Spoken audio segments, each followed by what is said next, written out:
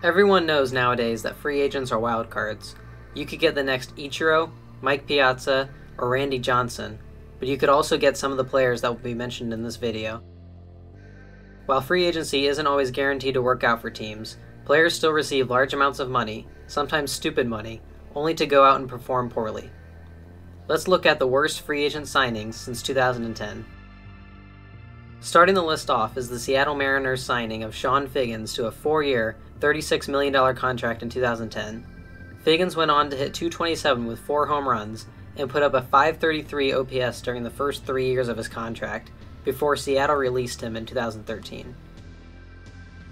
The Mets have made plenty of free agent mistakes, but the 2010 signing of outfielder Jason Bay to a 4-year, $66 million contract stands out the most. Bay hit just .234, hit 26 homers, and drove in 124 runs in 3 years as a Met, before the team terminated his contract early. The Boston Red Sox signed outfielder Carl Crawford to a 7-year, $142 million contract prior to the 2011 season. In his first 2 years in Boston, Crawford hit just .260 with 14 homers and a .711 OPS, just a shell of his former self in 2010. Crawford was shipped off to the Dodgers in a salary dump in 2013. Before signing with the Angels in 2012, Albert Pujols was already a Hall of Famer due to his time with the Cardinals. The Angels rewarded him with a 10-year, $240 million contract. Pujols has been trending downwards ever since, last year hitting just .245 with 19 home runs and 64 RBIs, while being limited to the DH role more and more often. Pujols still has 2 years and $59 million left on his contract. The Marlins made several bad signings prior to the 2012 season, but the contract given to Heath Bell stands out from the rest. Bell was given 3 years and $27 million, and proceeded to put up a 5.09 ERA for the Marlins before being shipped off to Arizona at the end of the season.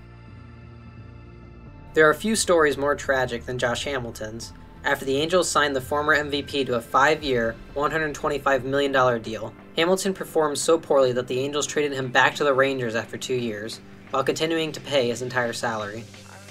The Cleveland Indians gave outfielder Nick Swisher a 4-year, $56 million contract prior to 2013. Swisher went on to hit .224 with 36 homers and 130 RBIs in 3 years with the Indians and the Braves, whom he was traded to mid-2015. After several great seasons with the Rays, the Atlanta Braves signed B.J. Upton to a 5-year, $75 million contract. In his first 2 years with the Braves, Upton hit .189 with just a .593 OPS before being traded to the Padres in a salary dump. The Yankees are still feeling the effects of Jacoby Ellsbury's 7-year, $153 million contract.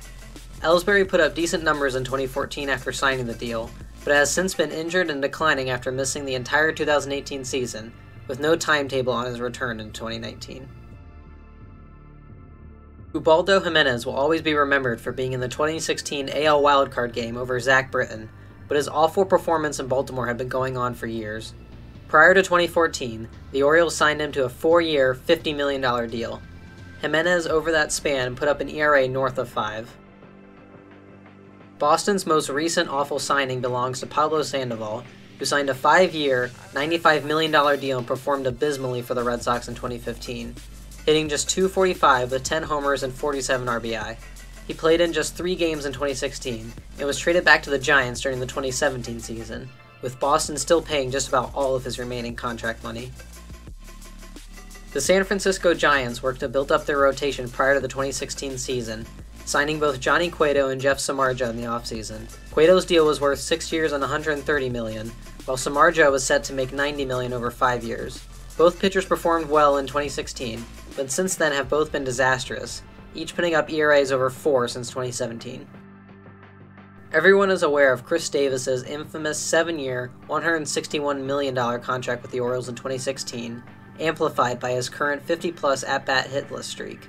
He hit just .168 in 2018. We'll stop there. Jason Hayward is off to a hot start this year, but the Cubs paying him $184 million over 8 years for a .234 batting average and a .700 OPS isn't exactly the best way to spend club money.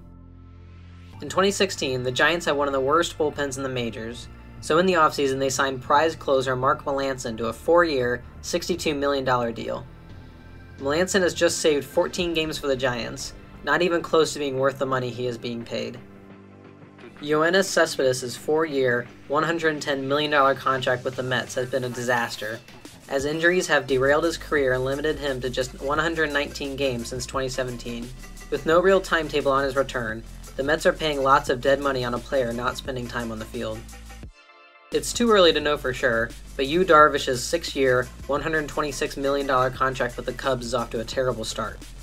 Darvish put up a 4.95 ERA in 8 starts last year before being shut down due to injury, and is off to another rocky start in 2019. Free agency can both be a blessing and a curse for teams, in which players can be rewarded for putting up terrible performances and subpar numbers over the duration of their contracts. Teams are being smarter and smarter with how they spend their money, but that doesn't mean there aren't exceptions to this rule.